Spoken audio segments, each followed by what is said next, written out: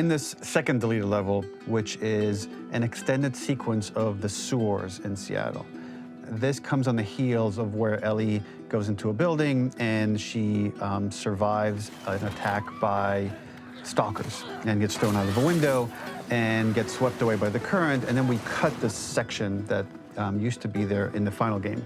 Now you will get to play it. So this was a way to get a bit more interesting puzzles, interesting traversal, figure out how Ellie can navigate the sewers with the fighting current. Ultimately, with a lot of these levels and these sequences, the reason why we cut them were for pacing purposes. But here it is for you in this very kind of raw form that part of it will feel finished, parts of it will feel like assets are missing as far as audio, animation won't be final. But it's a glimpse into what a game looks like when it's months away from finishing. Enjoy.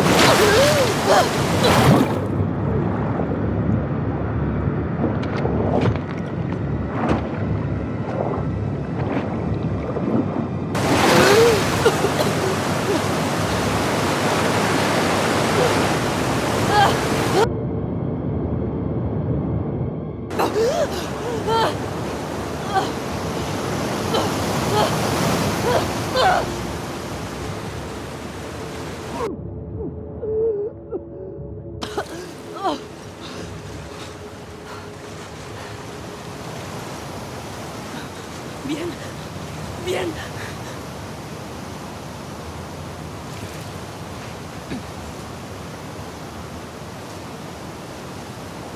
Maldita sea.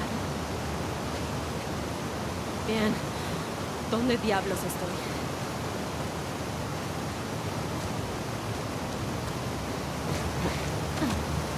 The ladder acts as an immediate goal for the player, but being able to climb out is not going to be so easy. To keep levels interesting and engaging, we alternate between positive and negative values the player experiences. Here, it's a positive to have found the ladder, but then a negative to discover it's not the solution. But then another positive to identify the next short-term goal of the doorway. By alternating between these opposing values, we give players what they expect, but not how they expect it.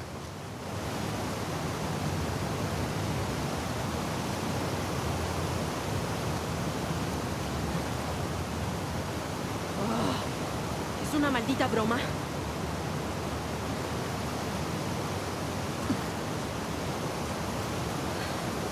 Bien.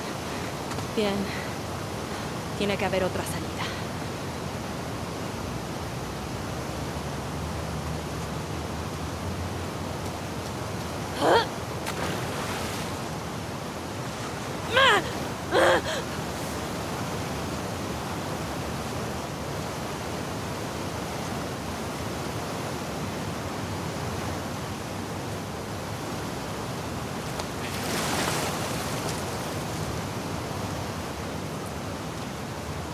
This level, internally known as Find Nora, was quite long in duration as we had to make Ellie traverse a far distance to the opposite side of downtown Seattle. The sewer section was originally longer than what we released the game with, approximately 10 minutes more. This was one of the few areas of the game that used water flow as part of a traversal puzzle. The player has to go upstream to use the current to get to the platform to reach the other side. We mostly cut this mechanic game-wide, however it remained in essence in the section swimming to the aquarium as Ellie, when you were avoiding the waves.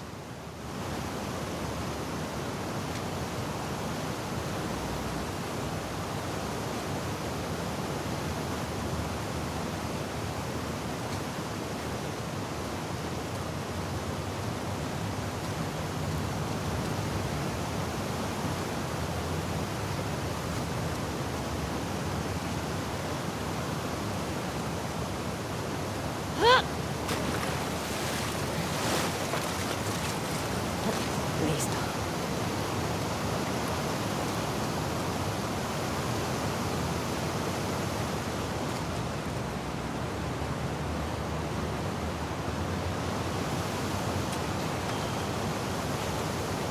When players reach the doorway and enter into the room, they're faced with a dead end. The real reason for this dead-end room is that on the reversal when exiting back out of the doorway, players are faced with the route onwards. A pipe that they'd not been able to see when they were swept past it on the way in, and something that was hidden from view when on the side platforms. The intention here being that the only option is to go off the standard path in order to search for a way out. ¿Qué tenemos aquí?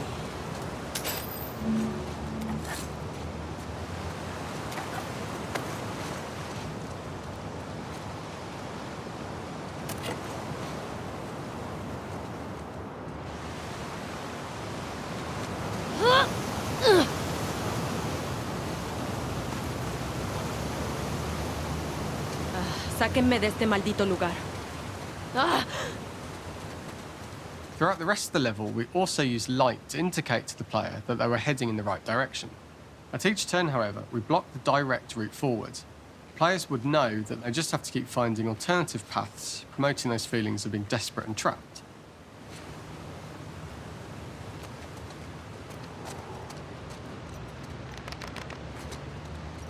We slowly introduced the player to consider climbing into smaller pipes and crouching in these tight spaces. This is to slowly build up to, and encourage, the player to climb into such a small pipe that they'd have to be crawling on their stomach, which is something that the player previously may not have recognised as a playable space, let alone the desired route they need to take.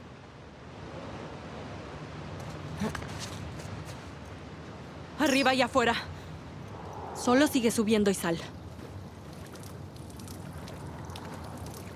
We added a tiny space just to reward the player's exploration with a pickup item, and we made sure it was something that made sense that you'd find in this area. A canister and all the garbage that had been washed into the sewers from the surface.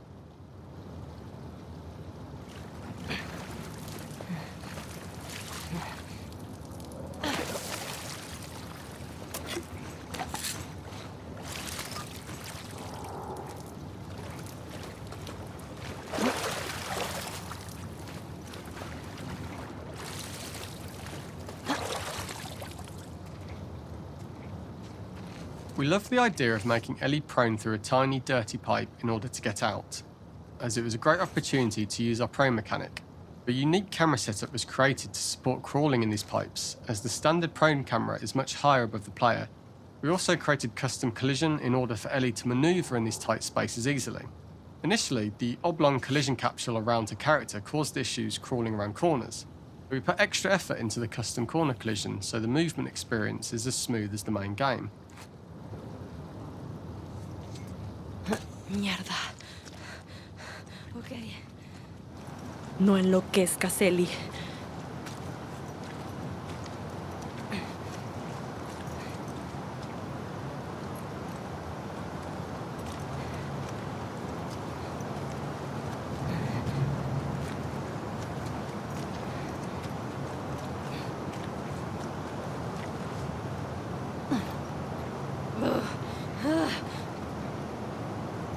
In order for the player to feel cramped, claustrophobic and desperate, we'd been enforcing the traversal mechanics that allow for a tight environment which promote these feelings. We introduced the use of the squeeze through so that we can keep the player feeling enclosed and tight, but without repeating the same geometry. Here we change from low ceilings with wider walls to high ceilings and tight walls to change up the spatial pacing and keep the level from repeating itself.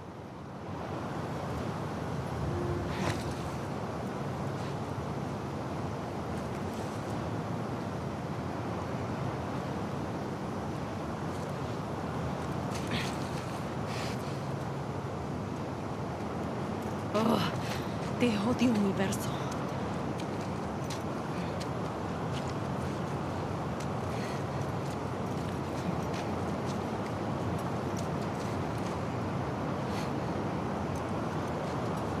Este sería un lugar de mierda para morir.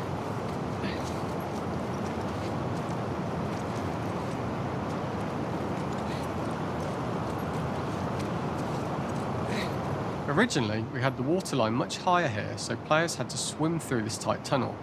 However, from watching user test feedback, it was occasionally causing people to discount the route entirely and turn back on themselves. So to avoid any risk of this happening in the final game, we present a lower water level so the tunnel is easy to see and commit to using. Although this isn't as impactful without the prone swim, it's the better decision as it means a smoother experience for the player with no backtracking frustration.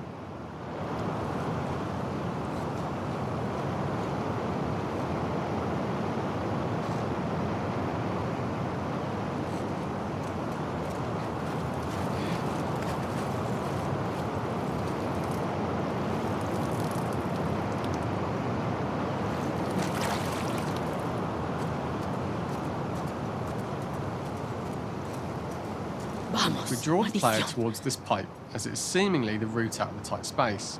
Fairly soon, it is obvious that this path is blocked. If the player goes all the way up to the bars that block the path, they are rewarded with a pickup, so this journey doesn't feel wasted. It is important to encourage the player to try to progress along this path so that they would subtly be thinking of progress in this direction. We hint to the player that there is a bigger, new space beyond this pipe by showing the player the waterfall. This helps players consider the other route where they don't know how far the tunnel is or whether they'd make it.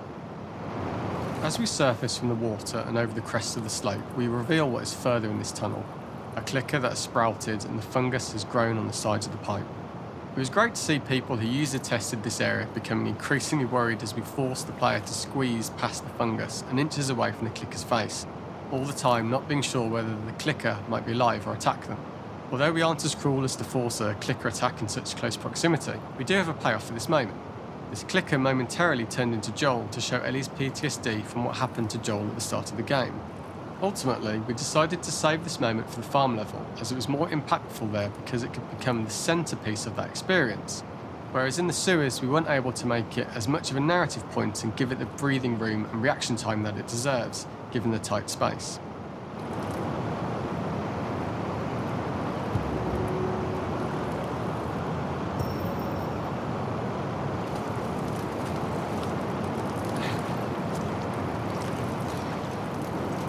Maldita sea.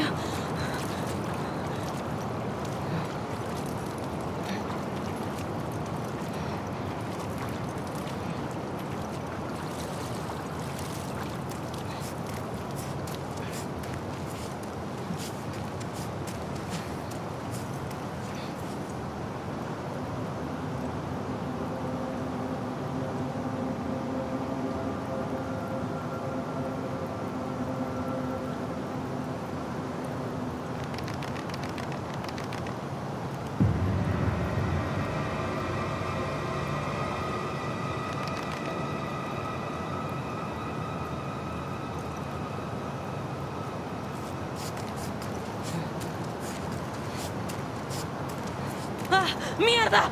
¡Ah!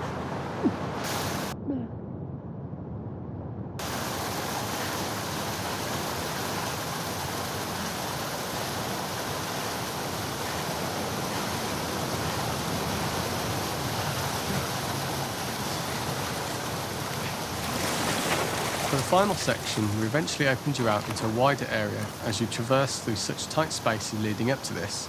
So changing the environmental pacing makes it begin to feel like we're coming to the end of Ellie's ordeal. An earlier iteration used the current that we'd shown at the start for a slightly tougher traversal puzzle to conclude the sewers. The ladder was clearly visible from most of the area, but the player was faced with a fast-flowing torrent of water they couldn't cross. If the player attempted to jump into the water, they were not able to swim across the ladder due to the water's speed, but instead they had to traverse the pipe running along the top of the space in order to get across the water.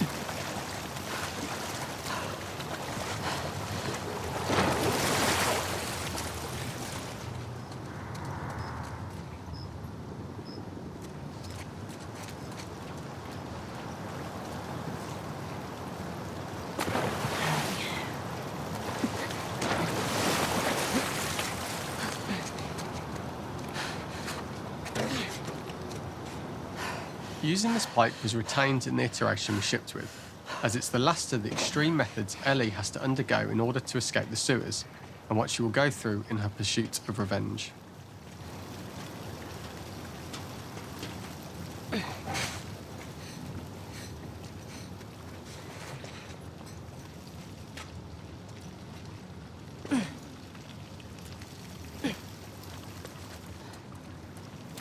The last ladder climb is quite lengthy, and although we could have trimmed it down to a shorter climb, we liked how this last segment of the journey built anticipation for whether there was success at the top or not after all you've been through.